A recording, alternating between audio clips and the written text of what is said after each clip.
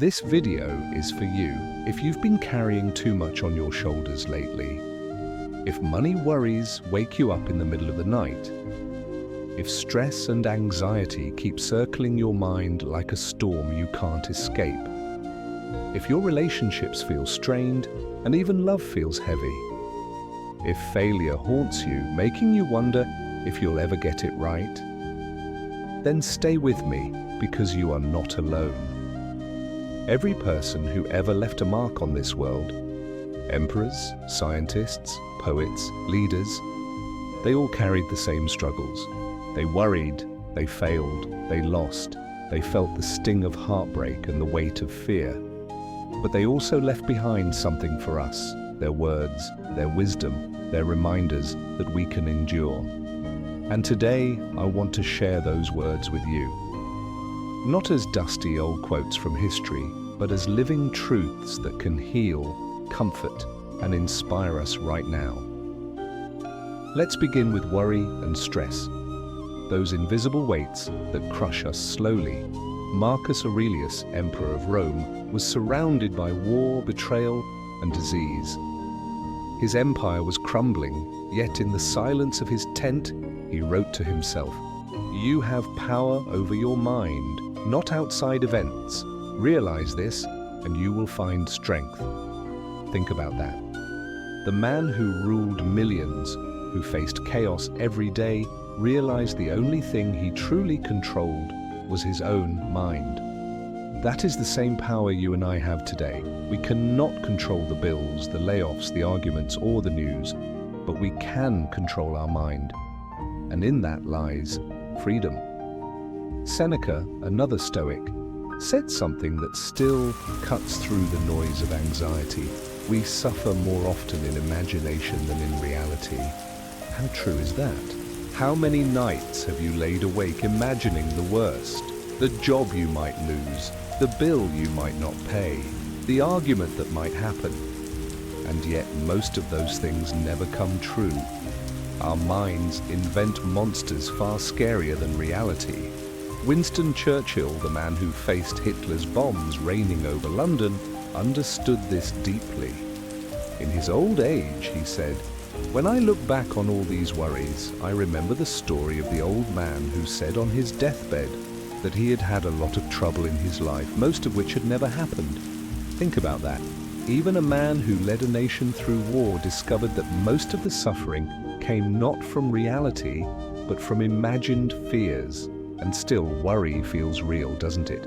It knots your stomach, it burns your chest, it whispers in your ear that you're not safe. Buddha, 2,500 years ago, gave us the antidote. Do not dwell in the past, do not dream of the future, concentrate the mind on the present moment. That's hard, isn't it? Our minds love to replay yesterday's mistakes and borrow tomorrow's fears. But Buddha's reminder is simple. Life only happens here, in this very breath. The rest is smoke. Albert Einstein, who lived through wars and exile, said something surprising. Not about physics, but about peace. A calm and modest life brings more happiness than the pursuit of success, combined with constant restlessness. The man who saw the fabric of the universe understood that true relief doesn't come from running faster, earning more, or climbing higher. It comes from slowing down, from breathing, from being content with what you have right now. Even Benjamin Franklin, who lived in turbulent times of revolution, said, "Do not anticipate trouble or worry about what may never happen. Keep in the sunlight." And I love that last part. Keep in the sunlight. Because worry pulls us into shadows, but sunlight is always there if we turn our face toward it. Part 2. Money, worries and financial stress.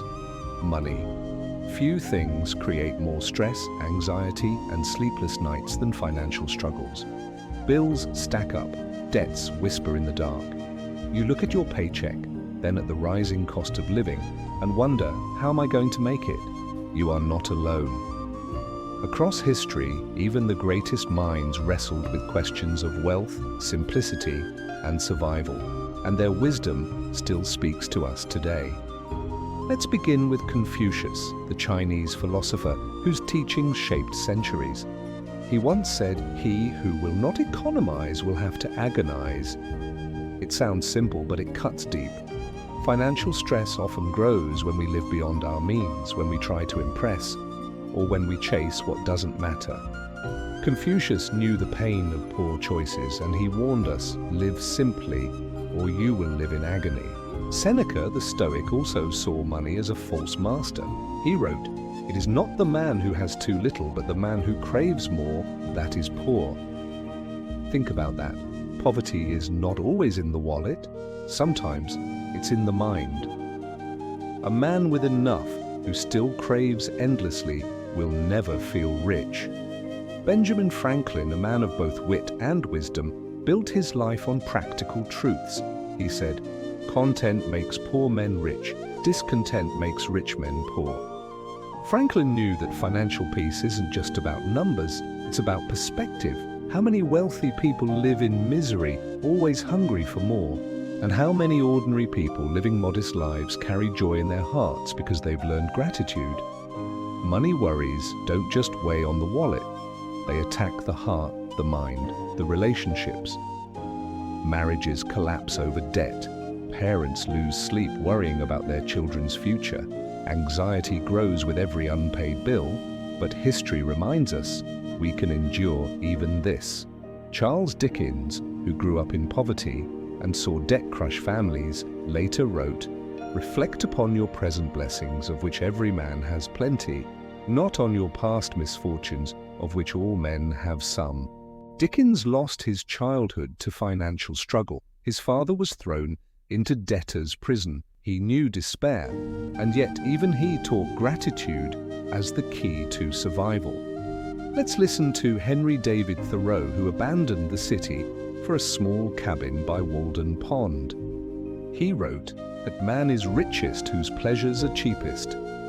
This wasn't theory. Thoreau lived with little, growing his own food, writing by candlelight, and found joy in simplicity. He reminds us that money worries ease when we stop chasing luxury and start appreciating what's already in front of us. And then there's Gandhi, who fought an empire not with wealth, but with simplicity. He believed, "Earth provides enough to satisfy every man's needs, but not every man's greed." His life was a lesson. He wore the simplest clothes, ate the simplest meals, and yet carried the strength to shake the world. But financial stress also creates fear of the future. Will I lose my job? Will I pay my rent? Will I ever have enough to feel safe? Abraham Lincoln, born in a log cabin and raised in poverty, knew the sting of lack. Yet he carried hope, saying, "The best way to predict your future is to create it." Lincoln refused to be defined by his poor beginnings. He studied by candlelight, taught himself law, and rose to lead a nation. His life proves that poverty is not destiny. Determination is. Even the great Aristotle, 2,000 years earlier, gave us a reminder about wealth and happiness. Wealth consists not in having great possessions, but in having few wants. True wealth is freedom from endless desire. Let's pause here for a moment. Money worries are real. They can break you down, make you doubt yourself, strain your relationships and poison your peace. But history's voices remind us, simplicity brings peace, contentment creates wealth, gratitude eases suffering, and determination can rewrite your story. Financial stress is heavy, but you are not powerless and you are not alone. Part 3, anxiety, fear, and failure. Failure, it's one of the heaviest words in the human language. We avoid it, we fear it. We measure ourselves against it, but failure isn't the end. More often, it's the beginning of growth. And anxiety, that quiet, invisible storm, often comes hand in hand with failure. The fear of falling short, the fear of not being enough. History is full of people who stumbled, who suffered, who carried crushing anxiety, but instead of being broken, they turned their failures into stepping stones. Their words remain as reminders that failure is not fatal and fear is not final. Thomas Edison, the man who lit up the modern world, failed thousands of times before inventing the light bulb. Yet he famously said, "I have not failed, I've just found 10,000 ways that won't work." Imagine that, 10,000 failures. But instead of stopping, Edison reframed failure as progress. What would happen if we saw our setbacks not as walls, but as doorways to something better? Abraham Lincoln is remembered as one of the greatest leaders in history. But before he became president, his life was a long record of defeats. He lost elections. He went bankrupt. He struggled with depression, yet he kept going, and he reminded us, "My great concern is not whether you have failed, but whether you are content with your failure." Lincoln's lesson is this: failing doesn't ruin you, quitting does. Nelson Mandela, locked in prison for 27 years, could have surrendered to despair. Yet he walked free with this truth in his heart: I never lose. I either win or learn. This wasn't a slogan. This was his survival. Mandela didn't let failure define him. He transformed it into wisdom. And when he emerged, he rebuilt a nation.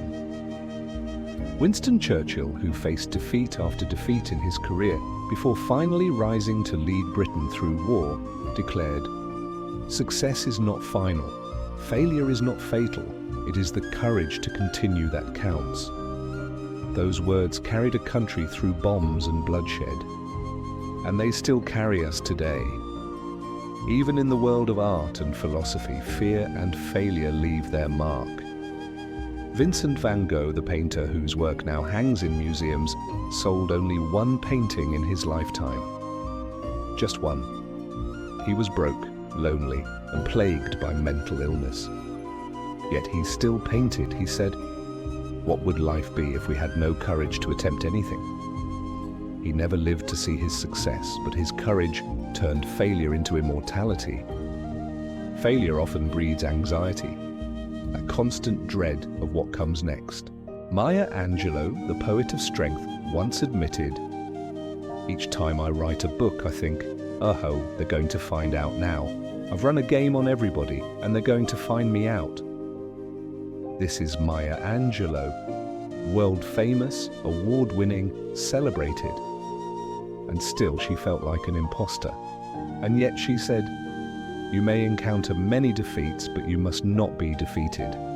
Her life reminds us, anxiety whispers, lies.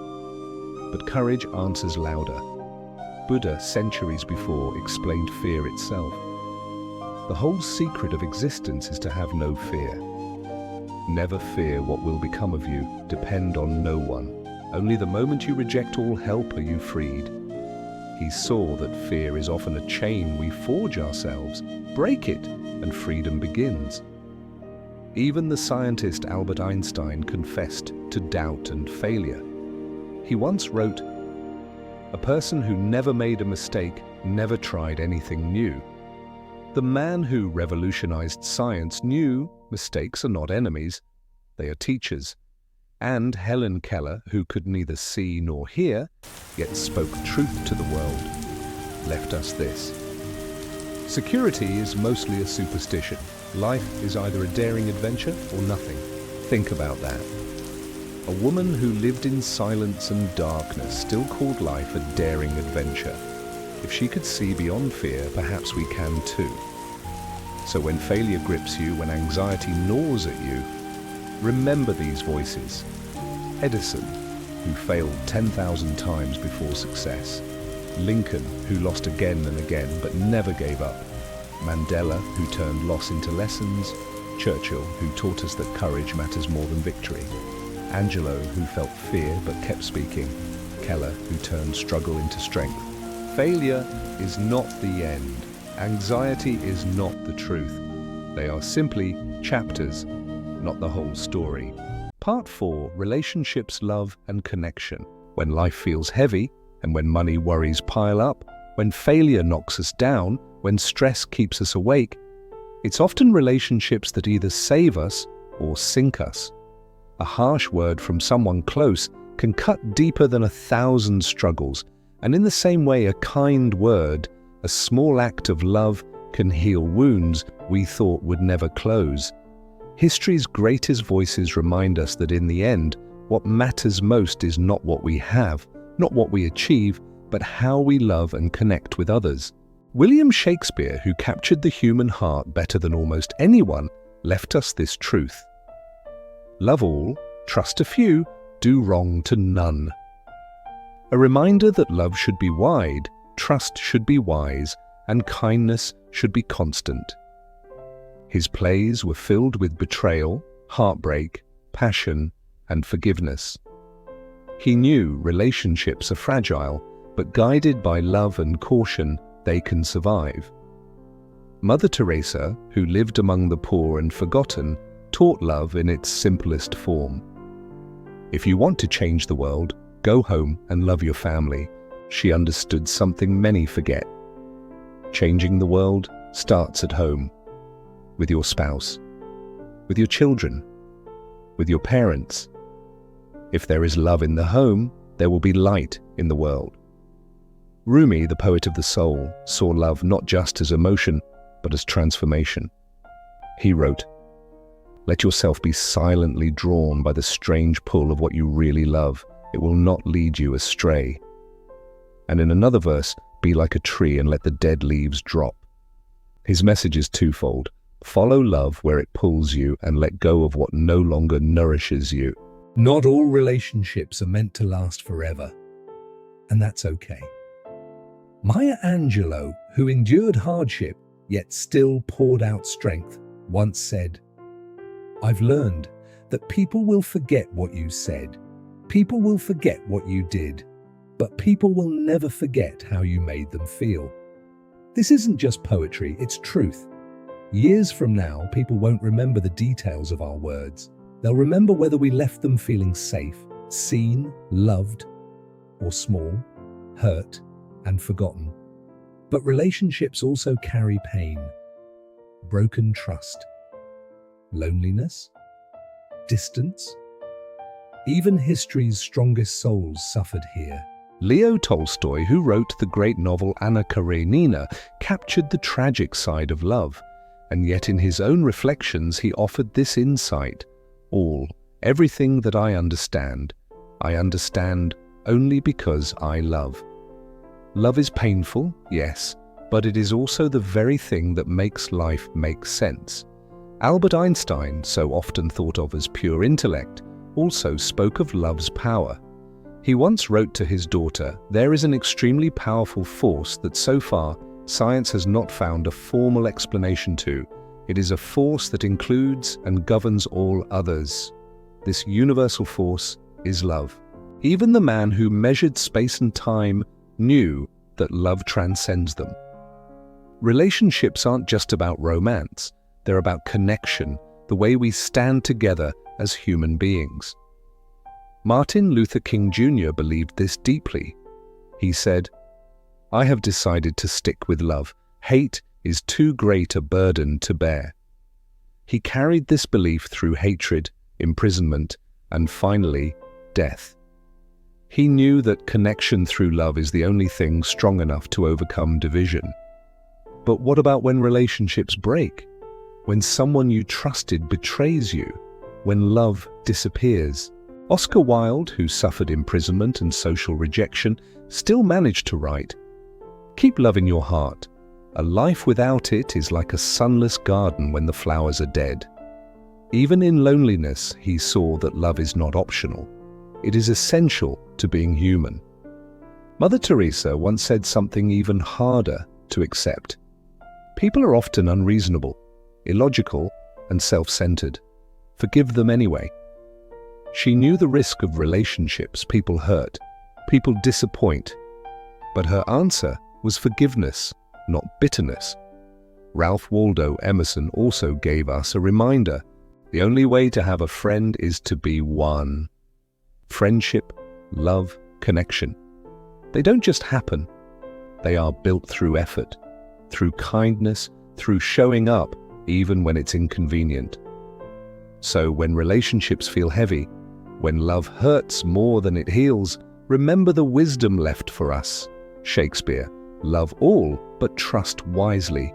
Mother Teresa, love begins at home. Rumi, let go of what no longer nourishes you. Maya Angelou, people remember how you made them feel. Tolstoy, love makes life make sense. Einstein, love is the most powerful force of all. MLK Jr., love is lighter than hate. Wilde, keep love in your heart. Emerson, be the friend you want to have. Relationships are messy. Love is risky. Connection can hurt, but it is still the most beautiful part of being human. Part 5. Happiness and peace. Everyone wants it. Everyone searches for it. Some spend their whole lives chasing it, while others discover it in the smallest, simplest moments. Happiness, peace, joy, stillness. When you're weighed down with stress, money worries, failures, or broken relationships, happiness can feel impossible. But across history, the wisest voices tell us happiness isn't out there in some future moment. It begins within. Buddha, who walked away from a palace of gold and riches, gave us one of the clearest truths. There is no path to happiness. Happiness is the path.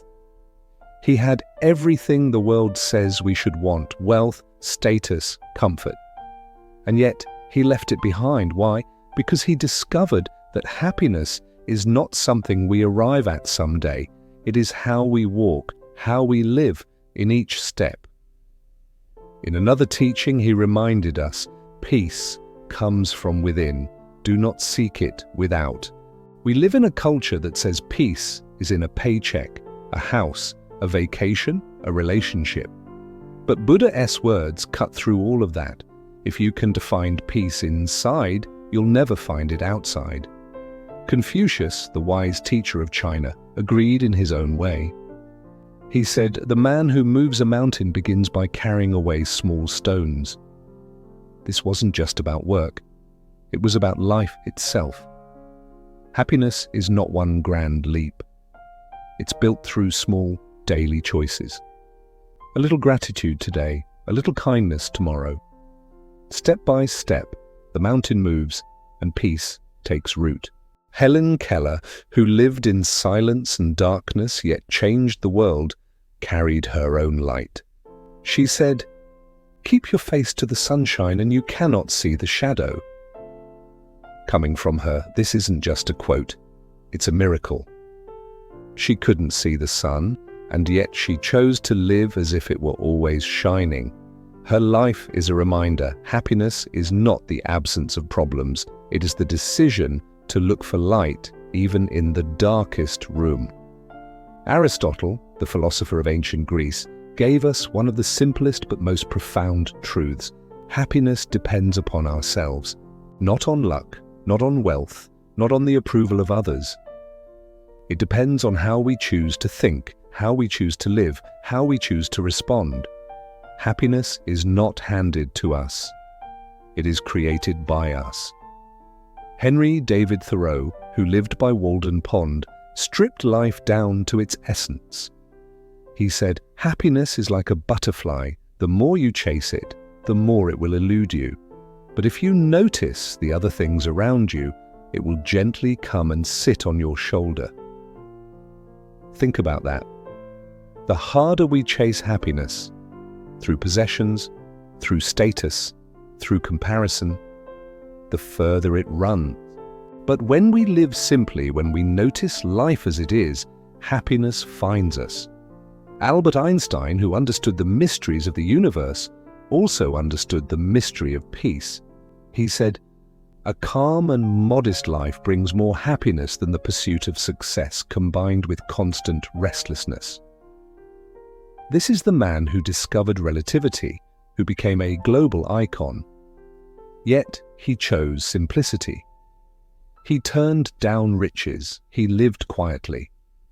Because he knew that happiness isn't in constant chasing. It's in contentment. Ralph Waldo Emerson, the American philosopher, warned us about wasting happiness on anger. He said, "For every minute you remain angry, you give up 60 seconds of peace of mind." How much of our peace is stolen by anger? How many moments of happiness are lost to grudges, to bitterness, to replaying old wounds? Emerson reminds us, happiness and peace begin where anger ends. Leo Tolstoy, who wrote War and Peace, discovered a simpler truth later in life. If you want to be happy, be. It sounds almost too easy, but maybe that's the point. Happiness is not something we earn. It's not waiting at the end of a long road. It's a choice we can make today, right now. And finally, the Dalai Lama, who lived through exile and loss, said, "Happiness is not something ready-made. It comes from your own actions." Every day, our actions either build happiness or destroy it. Choosing kindness, choosing gratitude, choosing simplicity, choosing forgiveness. These are not small things, they are the bricks of joy. So when you feel like happiness is too far away, remember these truths. Buddha, happiness is the path itself. Helen Keller, face the sunshine, not the shadows. Aristotle, happiness depends on us. Thoreau, happiness comes when we stop chasing it. Einstein, peace is greater than success. Emerson, anger steals happiness. Tolstoy, happiness is a choice. The Dalai Lama, it is built by our daily actions. Happiness isn't something we wait for. It's something we create, step by step, breath by breath, day by day. Part 6. Life's larger meaning. There comes a point, usually after enough sleepless nights of stress, enough broken hearts, enough money worries and failures, when a quiet question slips in. What's the point of all this? What does my life even mean? It's not just you. This question has haunted every generation before us, and the greatest voices in history didn't shy away from it. They wrestled with it, lived through it, and left us their answers. Mahatma Gandhi, who faced an empire armed with nothing but peace, gave us this: the best way to find yourself is to lose yourself in the service of others. He knew that meaning isn't discovered in chasing personal gain. It's found when we step outside ourselves. Gandhi's life was proof. A man with no weapons, no crown, no army, still moved millions because he devoted his life to something larger than himself. Ralph Waldo Emerson, who challenged conformity and called people to live authentically, said, "The purpose of life is not to be happy. It is to be useful, to be honorable, to be compassionate, to have it make some difference that you have lived and lived well." We spend so much energy chasing comfort, but Emerson shifts the question. Did you matter? Did you make a difference? Did your presence leave the world even a little better? Henry David Thoreau, who left the city for the woods of Walden Pond, wrote, "The mass of men lead lives of quiet desperation. What is called resignation is confirmed desperation."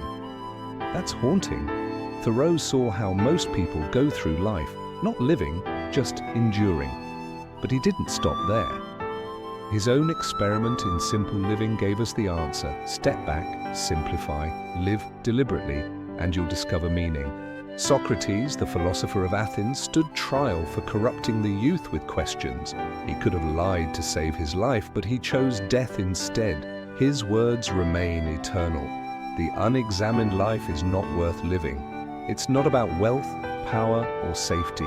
It's about truth.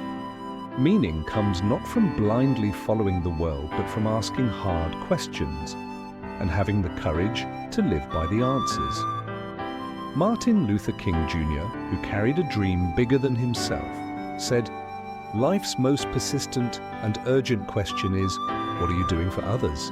He was harassed, jailed, and ultimately killed for his dream. But his life burned bright with purpose because it wasn't about him. It was about others. His question remains the measuring stick of meaning. Nelson Mandela, who lost 27 years of his life to a prison cell, emerged not with bitterness, but with vision. He said, "What counts in life is not the mere fact that we have lived. It is what difference we have made to the lives of others that will determine the significance of the life we lead." Think about that. He lost half his life to bars and chains, and yet he found purpose in service, forgiveness, and nation building. His meaning was carved out of suffering. Leo Tolstoy, one of the greatest novelists, went through a personal crisis where he questioned everything, even the point of living. Out of that despair came his spiritual awakening, where he concluded, "The sole meaning of life is to serve humanity." It was not art, not fame, not wealth, but service that gave him peace. Albert Einstein, who gave the world relativity, also thought deeply about meaning. He wrote, "Only a life lived for others is a life worthwhile." The man who mapped the universe still knew the human heart matters more than the stars. Even Marcus Aurelius, though an emperor, kept reminding himself of the brevity of life. He wrote, "It is not death that a man should fear, but he should fear never beginning to live." How many of us spend our lives existing, but not living? Aurelius's words are a challenge. Don't just count the days. Make the days count. And perhaps we should close this chapter with the words of Viktor Frankl, Holocaust survivor and psychiatrist who endured unspeakable suffering in Nazi camps. He wrote in his book, Man's Search for Meaning, "Those who have a why to live can bear almost any how." Frankl lost everything: family, freedom, safety. But he discovered that meaning, a reason to live, is stronger than suffering. So when you feel like life is just stress and bills, just failures and loneliness, pause and remember the voices of history. Gandhi, lose yourself in service and you'll find yourself. Emerson, the purpose of life is not to be happy, but to matter. Thoreau, most men live in quiet desperation, choose to live deliberately. Socrates, examine your life or it's not worth living. MLK Jr., the question is, what are you doing for others? Mandela, life's significance is the difference you make. Tolstoy, serve humanity and you'll find meaning. Einstein, only a life for others is worthwhile. Marcus Aurelius, don't fear death, fear never living. Viktor Frankl, with a strong why, you can endure any how. If you've made it this far, it means you've been listening closely, not just to me, but to the voices of history, the echoes of the greatest minds who ever lived. And let me tell you something important. You're not weak because you worry. You're not broken because you feel stress. You're not a failure because life has knocked you down. You are human. And to be human is to struggle, but it is also to rise. Think back to everything we've heard so far. Marcus Aurelius ruled an empire, and still he struggled with worry. Lincoln lost more times than he won, and still he stood tall. Mandela spent half his life in prison, yet he walked out free in spirit. Helen Keller lived in darkness, but taught millions to see the light. Einstein reshaped science, but still chose a simple, quiet life for happiness. Do you see the pattern? Every single one of them knew pain, knew stress, knew loss, but they chose to keep going. And that's exactly what you can do too. Maybe you're struggling with money worries, the bills are too high, the paycheck feels too small, the future feels uncertain. Remember Franklin's words, content makes poor men rich. Discontent makes rich men poor. This doesn't mean you stop working hard. It means you don't let money define your worth. Your value is not measured by your bank account. Your value is infinite because you are alive, you are capable, and you still have time to create change. Lincoln was born in a log cabin with nothing. Gandhi wore the simplest cloth. Thoreau lived in a wooden hut. None of them were rich, but all of them were powerful, and so are you. Maybe your struggle is failure and anxiety. Maybe you tried and it didn't work. Maybe you dreamed and it fell apart. Maybe you can't silence the fear that says you're not good enough. Edison failed 10,000 times before lighting up the world. Mandela lost decades of his life but emerged with hope. Churchill was dismissed as washed up before saving his nation. Maya Angelou admitted she felt like an imposter even when the world celebrated her. Failure is not the end. Anxiety is not the truth. These are just shadows, not the full story. Your story is still being written. And one failure or even 100 failures cannot erase your future. Maybe it's relationships that weigh you down, a love that ended, a friend who betrayed you, a family that feels distant. Shakespeare taught us, love all, trust a few, do wrong to none. Mother Teresa reminded us, if you want to change the world, go home and love your family. Maya Angelou told us, people will never forget how you made them feel. Love isn't always easy. Relationships aren't always safe, but they are worth it. And even when people fail you, never close the door on love. Because love is the one thing in this world that grows when you give it away. And maybe what you're searching for most is simply happiness and peace. Buddha said, peace comes from within. Do not seek it without. Helen Keller told us, keep your face to the sunshine and you cannot see the shadow. Tolstoy said, if you want to be happy, be. Happiness is not waiting at the end of the road. It's in the way you walk today. It's in the gratitude you practice, the forgiveness you give, the small joys you notice. But beyond happiness, there is a bigger question. What does my life mean? Here, the voices are clear. Gandhi. The best way to find yourself is to lose yourself in the service of others. Emerson.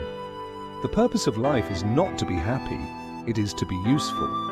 Mandela. What counts is not that we lived, but the difference we made. Frankl. Those who have a why to live can bear almost any how. And here is where your story begins again, because meaning is not out there, waiting. Meaning is made in the small things you choose each day.